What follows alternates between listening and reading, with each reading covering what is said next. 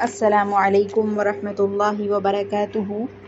الحمد للہ رب العالمین والصلاة والسلام علی اشرف الانبیاء والمرسلین وعلی آلہ وصحبہ اجمعین ومن تبعہم بإحسان الی یوم الدین، اما بعد۔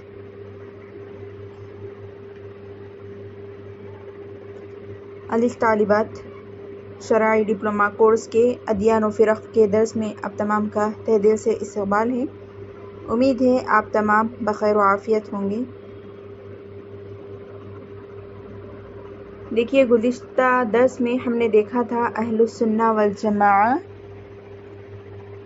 کے عقائد، یعنی جن کا منہج سلف صالحین کا منہج ہے، صحابہ کرام رضوان اللہ علیہم کا منہج ہے، اور جو کہ نبی صلی اللہ علیہ وسلم کے سنت اور کتاب اللہ کے مطابق ہے۔ ان کا عقیدہ ہم نے دیکھا تھا، منہج اور ان کا کیا طریقہ کار ہے۔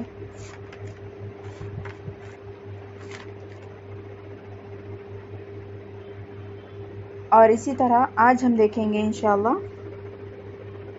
ایسے فرقے جو اپنی نسبت اسلام کی طرف تو کرتے ہیں، لیکن وہ کیا ہے، گمراہ ہو چکے ہیں کسی نہ کسی مسئلے کو لے کر، جیسا کہ کچھ تقدیر کے مسئلے کو لے کر، کچھ صحابہ کرام کو لے کر، کچھ ایمان کو لے کر۔ بہرحال انشاءاللہ وہ آگے ہم دیکھیں گے۔ تو کئی معلوم اور نامعلوم اسباب کی بنا پر کیا ہے، مسلمانوں میں بے شمار گمراہ فرقے وجود میں آ چکے ہیں۔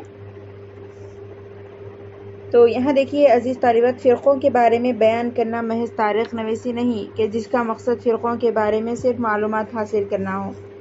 یعنی ہم فرقوں کے اس لیے نہیں بیان کر دے رہے یا اس لیے نہیں جان رہے ہم کہ جیسے تاریخ کو جانتے ہیں کہ کب کیا ہوا تھا، کون سا فرقہ کب وجود میں آیا، کون سی جنگ کب لڑی گئی، تو فرقوں کے بارے میں ہم اس لیے نہیں جانیں گے جیسا کہ تاریخی واقعات کے بارے میں پڑھا جاتا ہے، بلکہ اس کا مقصد یہ ہے کہ ان فرقوں اور ان کی بدعات سے ہم بچیں اور فرقہ اہل سنہ والجماعہ کو لازم پکڑنے پر ابھارا جائے، جو کہ صحابہ کرام اور سلف صالحین کا منہج ہے۔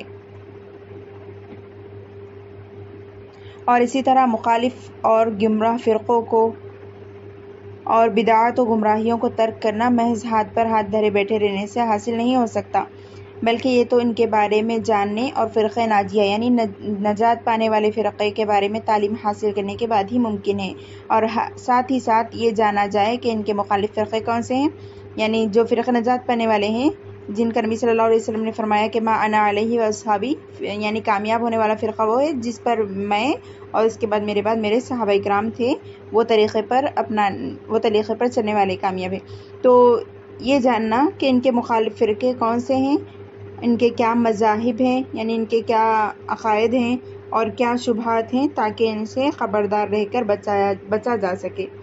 کیونکہ دیکھیے، من لا یعرف الشر یوشک ان یقع فیہ، جو شر کو نہیں جانتا قریب ہے کہ وہ اس میں مبتلا ہو جائے۔ جیسا کہ حذیفہ بن یمان رضی اللہ عنہ فرماتے ہیں، کان الناس یسألون عن الخیر وکنت اسألہ عن الشر مخافۃ ان یدرکنی، یعنی لوگ آپ صلی اللہ علیہ وسلم سے شر کے متعلق پوچھا کرتے تھے، جبکہ میں آپ صلی اللہ علیہ وسلم سے یعنی لوگ کیا ہے، آپ صلی اللہ علیہ وسلم سے خیر کے متعلق پوچھا کرتے تھے، جبکہ میں کیا آپ صلی اللہ علیہ وسلم سے شر کے متعلق پوچھا کرتا تھا، اس خوف سے کہ کہیں میں ان میں مبتلا نہ ہو جاؤں۔ تو یہ ہمارے لیے شر کو جاننا اس لیے بھی ضروری ہے تاکہ ہم اس میں مبتلا نہ ہو جائیں، شر میں نہ پڑ جائیں۔ لہذا فرقوں کے مذاہب اور ان کے شبہات، اور ساتھ ہی فرقہ ناجیہ اہل سنہ والجماعہ اور ان کے منہج کی معرفت حاصل کرنے میں ایک مسلمان کے لیے خیر کثیر موجود ہے، کیونکہ ان گمراہ فرقوں کے پاس شبہات اور دھوکے میں ڈالنے والی گمراہیاں ہوتی ہیں، جن دعوتوں کے دام فریب میں جاہل لوگ آ کر پھنس جاتے ہیں اور ان گمراہ دعوتوں یعنی جماعتوں کی طرف اپنی نسبت کرنے لگتے ہیں، جیسا کہ حدیث میں ہے۔ حضرت حذیفہ بن یمان رضی اللہ عنہ کی جو حدیث ہے اس میں ہے کہ کیا اس خیر کے بعد پھر شر ہوگا، یعنی جیسا کہ ہم نے ابھی کہا کہ حذیفہ رضی اللہ عنہ کیا کرا کرتے تھے، اکثر شر کے بارے میں پوچھا کرتے تھے نبی صلی اللہ علیہ وسلم سے تاکہ وہ ان میں نہ پڑ جائے۔ تو اسی حدیث کا یہ آگے ٹکڑا ہے کہ آپ پوچھتے کہ آپ ہمارے پاس خیر لے کر آئے، ہم پہلے گمراہی میں تھے، تو کیا اس خیر کے بعد پھر شر ہوگا؟ تو آپ صلی اللہ علیہ وسلم نے فرمایا ہاں، جہنم کے دروازوں کی طرف بلانے والے داعیان ہوں گے، جو بھی ان کی طرف دعوت پر لبیک کہے گا وہ اسے جہنم رسید کروا دیں گے۔ میں نے کہا یا رسول اللہ صلی اللہ علیہ وسلم، ہمارے لیے ان کے اوصاف بیان کریں۔ تو نبی صلی اللہ علیہ وسلم نے فرمایا وہ ہماری ہی نسل کے ہوں گے اور ہماری ہی بولی بولنے والے لوگ ہوں گے۔ تو دیکھیے، جب وہ لوگ ہماری ہی نسل سے، یعنی جو مسلمانوں کا ہی لبادہ اوڑھے ہوئے ہوں گے، لیکن ان کے عقائد اور فکر کیا ہوگی؟ منہج سلف سے ہٹ کر ہوگی۔ تو اگر ہم ان کو نہیں جانیں گے تو پھر ہم بھی شاید ان کی طرح گمراہ میں پڑ جائیں، اور جیسے کہ نبی صلی اللہ علیہ وسلم نے فرمایا ہر گمراہی کیا ہے؟ جہنم کی طرف لے جاتی ہے۔ تو بہرحال دین تو پھر دیکھیے ایک ہی ہے، اور وہی ہے جو کہ محمد صلی اللہ علیہ وسلم لے کر آئے تھے۔ اس میں کسی قسم کی مختلف دینی و مذہبی تقسیم کی گنجائش نہیں، بلکہ دین تو واحد ایک ہی ہے، اور اللہ کا وہ دین برحق ہے جس پر اس کے رسول صلی اللہ علیہ وسلم نے اپنی امت کو چھوڑ کر گئے تھے۔ یعنی دین تو صرف ایک ہی تھا جس کو کیا ہے؟ اپنی امت کو نبی صلی اللہ علیہ وسلم چھوڑ کر گئے تھے اس طریقے پر، کیونکہ آپ صلی اللہ علیہ وسلم نے اپنی امت کو ایسی روشن شاہراہ پر چھوڑ گئے تھے کہ جس کی راتیں بھی اس کی دن کی طرح روشن تھی، جس سے اس سے کوئی بھی منحرف نہیں ہو سکتا مگر وہی جو ہلاکت میں پڑنے والا ہو۔ بہرحال انشاءاللہ ابھی ہم دیکھیں گے ان گمراہ فرقوں اور عقائد کے بارے میں، جن میں ہم دیکھیں گے انشاءاللہ ایک ایک کر کے فرقوں کے بارے میں جب ہم جانیں گے تو ان کے بارے میں ہم مختصر طور سے جانیں گے، جس میں ان کے نام، یعنی ان کا نام کیا ہے اور وجہ تسمیہ کے ان کا وہ نام کس لیے پڑا، اور اس کے بانی اگر موجود ہیں یعنی اس کا ایجاد کرنے والے کون ہیں، اور اس کے عقائد کیا ہیں، انشاءاللہ یہ ہم جانیں گے۔ تو آئیے سب سے پہلے جانتے ہیں قدریہ اور جبریہ، یہ دونوں فرقوں کے بارے میں ہم انشاءاللہ آج جانیں گے۔ یہ دیکھیے قدریہ، اس فرقے کی ابتدا صحابہ کرام کے آخری دور میں ہی ہو چکی تھی۔ القدریہ یعنی جو تقدیر کا انکار کرتے ہیں اور کہتے ہیں کہ جو کچھ اس کائنات میں ہو رہا ہے وہ اللہ کی قضاء و قدر سے نہیں ہو رہا ہے، بلکہ وہ تو ایک ایسا امر محدث ہے، یعنی نیا رونما ہونے والا کام جو کہ پہلے سے طے شدہ نہیں ہے، جسے بندے نے کیا ہے، نہ کہ وہ پہلے سے اللہ تعالیٰ کی تقدیر میں لکھا ہوا تھا۔ یعنی یہ لوگ کی یہ ماننا ہے کہ جو کچھ ہو رہا ہے وہ کیا پہلے سے نہیں لکھا ہوا ہے، بلکہ ایک نئی چیز ہے جو روزانہ ہوتی ہے یا پھر بندہ کرتا ہے۔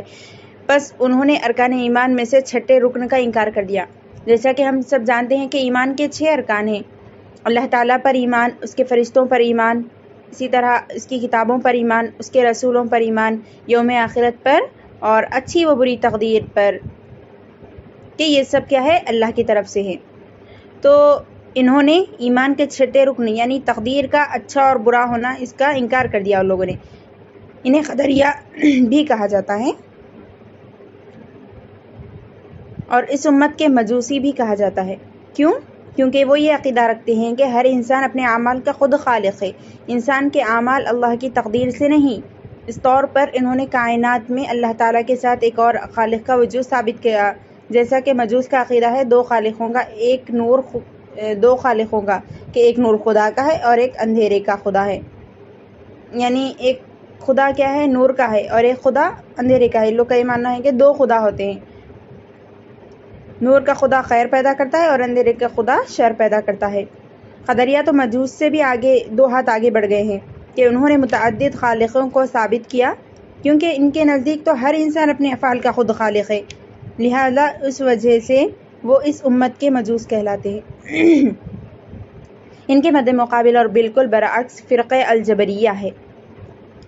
تو دیکھیے الجبریہ علم فرق، یعنی علم فرق و مذاہب کی اصطلاح میں جبر انسان کے افعال اختیاری کی نفی اور تمام افعال کا خدا کی جانب منتسب ہونے کے معنی میں ہے۔ یعنی جو بھی افعال ہوتے ہیں دنیا میں، جو کچھ بھی ہو رہا ہے وہ انسان سے اس کی نفی، یعنی انسان میں اس کا کوئی اختیار نہیں ہوتا، اور تمام افعال جو ہوتے ہیں وہ صرف اور صرف خدا کی جانب سے ہوتے ہیں۔ تو دیکھیے، تو ان کو جبریہ کہا جاتا ہے، جو در حقیقت غالی قدریہ ہیں، کہ جنہوں نے تقدیر کے اثبات میں غلو کیا۔ یعنی جبریہ تقدیر تو اس بات کرتے ہیں لیکن اس میں غلو کیا ہے اور بندے سے اختیار کو مکمل طور پر سلب کر لیے. یعنی بندے کا تقدیر کچھ بھی اختیار نہیں ہوتا کسی بھی فعل میں، یہ اس چیز کو اختیار کو وہ لوگ کیا کہ یہ سلب کر لیے یعنی چھین لیے. بس پہلا فرقہ اس کے بالکل برعکس انسان کے اختیار میں غلو کر گیا، یہاں تک کہ یہ کہہ دیا کہ بندہ خود مستقل طور پر اللہ تعالیٰ سے ہٹ کر اپنے افعال کا خود خالق ہے. تعالی اللہ عما یقولون. یعنی جو قدریہ تھے وہ لوگ بالکل تقدیر کے بارے میں اس کا انکار کر دیا کہ اللہ تعالیٰ کا اس میں کوئی ہاتھ ہی نہیں ہوتا، پہلے سے کوئی چیز لکھی نہیں ہوتی. انہیں القدریہ النفا یعنی تقدیر کی نفی میں غلو کرنے والے بھی کہا جاتا ہے. یعنی قدریہ کو کیا کہا جاتا ہے؟ تقدیر کی نفی میں یہ لوگ غلو کرتے ہیں. تو القدریہ تو النفا یعنی نفی میں غلو کرنے والے. انہی میں سے معتزلہ بھی ہیں جو ان کے منہج کی پیروی کرتے ہیں. بہرحال تو یہ دو اقسام بنتی ہیں اس قدریہ فرقے کی. ایک ہے تقدیر کی نفی میں غلو کرنے والے جن کو کہ قدریہ کہا جاتا ہے، اور دوسرا فرقہ ہے تقدیر کے اس بات میں غلو کرنے والے جو کہ جبریہ ہیں. اور یہ قدریہ خود نہ جانے کئی فرقوں میں بٹ گئے کہ جنہیں اللہ تعالیٰ کے سوا کوئی نہیں جانتا، کیونکہ جب انسان حق کو چھوڑتا ہے تو گمراہی میں دھنستا چلا جاتا ہے. اس فرقے سے نکلنے والا ہر چھوٹا گروہ اپنا الگ مذہب بنا لیتا ہے اور پرانے فرقے سے الگ ہو جاتا ہے.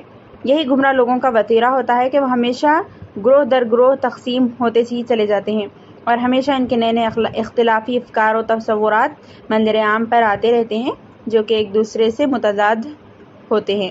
دوسری طرف اہل سنہ والجماعہ میں کسی قسم کا اضطراب و اختلاف نہیں ہوتا، کیونکہ وہ اس منہج حق سے تمسک اختیار کیے رہتے ہیں جو اللہ تعالیٰ کی طرف سے آیا ہے. بس وہ کتاب اللہ اور سنت رسول اللہ کو مضبوطی سے تھامے رہتے ہیں.